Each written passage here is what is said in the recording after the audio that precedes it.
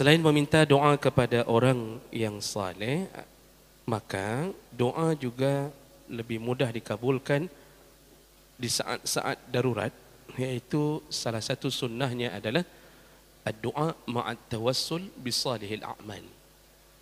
Ya, bertawassullah atau jadikanlah amal saleh menjadi perantara doa kita.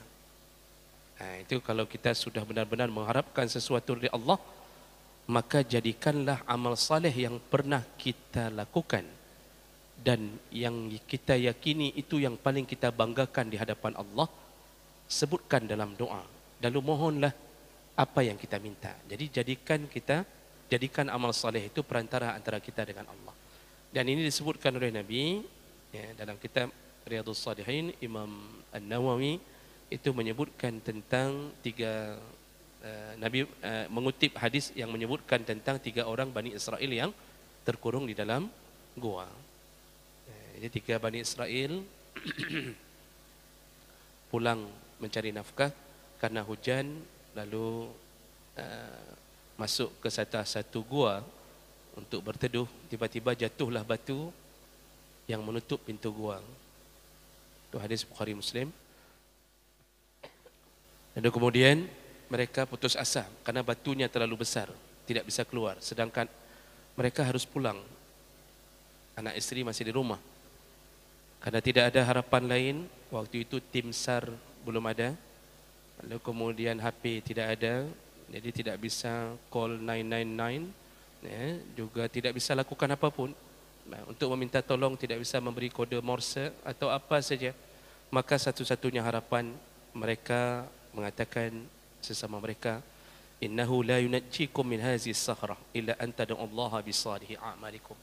Tidak ada yang bisa menyelamatkan kita dari kurungan dalam gua ini kecuali kita berdoa dan masing-masing mengungkapkan amal saleh yang pernah dia lakukan di hadapan Allah, kata kepada Allah.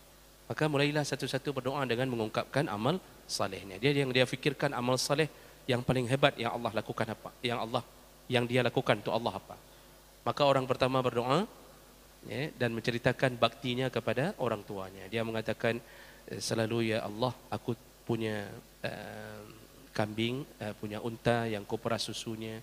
Tidak pernah kuberikan susu itu kecuali kepada orang tuaku lebih dahulu. Bahkan istri dan anak-anak aku kutunda kalau untuk urusan pelayanan terhadap orang tua.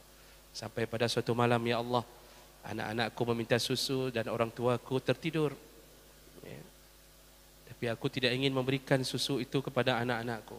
Harus orang tua dulu. Tapi karena tertidur, ditunda. Akhirnya anak-anaknya ditidurkan sampai orang tuanya terbangun.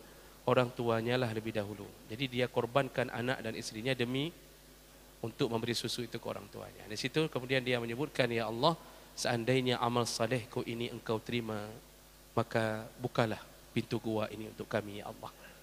Begitu selesai dia sebutkan itu, tergeser batu. Cuma tidak mencukupi untuk keluar. Maka berdoa orang kedua. Orang kedua ceritanya tentang dia mencintai sepupunya yang cantik. Lalu sepupunya berhutang. Ketika bayar hutang, dia manfaatkan untuk melampiaskan nafsunya. Dia katakan, hutangmu bukan untuk bayar hutang. Sepupunya datang untuk mengatakan tidak sanggup bayar hutang. Dia mengatakan tidak usah bayar, engkau boleh kubebaskan, tapi syaratnya izinkan aku menyentuhmu. Artinya menzinainya. Karena sudah pasrah, tidak tahu mau buat apa lagi, hutangnya banyak, sepupu ini terpaksa merelakannya. Namun ketika sudah hampir terjadi zina, ini sudah detik-detik terjadi zina, sepupu perempuannya ini mengatakan, takutlah engkau kepada Allah, seharusnya engkau menghalalkan aku. Keluar takutlah engkau kepada Allah, menggetarkan hatinya ketika dia dengar nama Allah. Lalu dia katakan ke sepupu ini, sudahlah, pergilah. Dia takut sekali ketika disebut nama Allah di hadapannya. Lalu dia katakan, hutang-hutangmu kubebaskan, pergilah.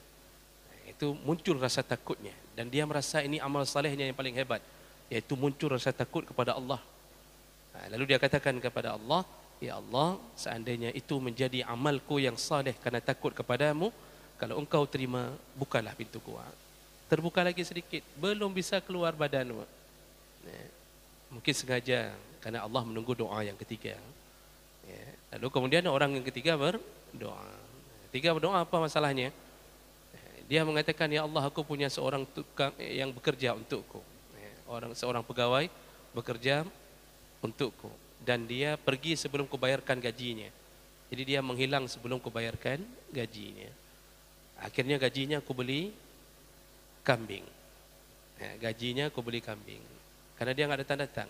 Kambing itu kupelihara sampai jumlahnya ratusan, berkembang biak. Lalu pada satu hari setelah bertahun-tahun datang pegawai itu meminta gajinya dulu yang tertunda. Lalu aku mengatakannya bahwa gajimu inilah dia semuanya nih. Kambing yang ratusan inilah gajimu. Maksudnya karena modalnya dibeli dari gaji yang tertunda itu. Si pegawai ini mengatakan, masa ini semuanya, kan gajiku cuma sedikit begini-begini. Inilah dari gajimu yang berkembang biak, inilah gajimu katanya. Jadi si pegawai ini akhirnya mengatakan, ya sudahlah kalau begitu kau ambil semua lah. Diambilnya semua. Ini pegawai ini kurang ajar juga. Seharusnya kan tahu diri sedikit, Pak. Ya. Diambilnya semua. Padahal kan seharusnya modal saja diambilnya. Tapi tidak diambilnya semua. Ratusan kambing diambil. Tidak disisakan sedikit pun untukku, ya Allah. Tapi dia tahan hatinya. Dia ingin mengatakan, inilah amanah dan kejujuranku, ya Allah, karenamu, ya Allah. Sehingga dia tahan, Pak. Walaupun hatinya terasa mekeren-keren. Ya. Keren-keren itu apa lagi bahasa Indonesianya? Keran-keran. Pokoknya terasa hatinya tidak enak. Karena dia yang memeliharanya. Akhirnya aku berikan semua, ya Allah, karena dia sudah meminta. Itu bukti dia jujur dan amanah sekali menjaga gaji orang. Lalu apa yang terjadi? Dia katakan, kalau itu menjadi amal saleh yang engkau terima, ya Allah, maka bukalah pintu gua ini. Terbuka. Di situ semua ulama mengambil dalil ini untuk menyatakan, kalau ada keinginan atau hajat yang kita ucapkan kepada Allah, ya, kita ingin anak kita menjadi ulama, ingin supaya hafizul Quran, maka ketika berdoa, pikirkan bertawassullah dengan amal saleh yang kita punya. Tapi yang paling hebat, yang enggak pernah mungkin kita ceritakan ke orang, yang mungkin hanya kita dengan Allah saja. Ya, sesuatu yang mungkin hanya kita lakukan sesekali, Pak. Tapi itu bahagian daripada unsur-unsur agama. Itu disunnahkan untuk bertawassul dengan amal saleh. Baik.